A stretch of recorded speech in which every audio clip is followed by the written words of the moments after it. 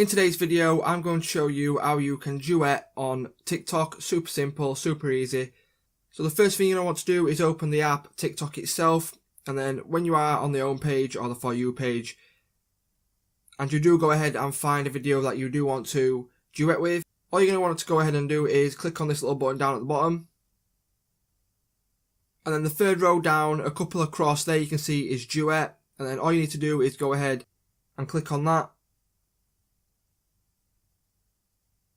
And then once you've clicked on that, you've got a few options down the side, whether you want to add a speed boost, if you want to flip it, if you've want to add any filters or anything like that. So it's just that simple. So yeah, that's how you duet on TikTok. So if this video did help you guys, make sure you're liking the video, commenting, subscribing, and I'll see you in the next one.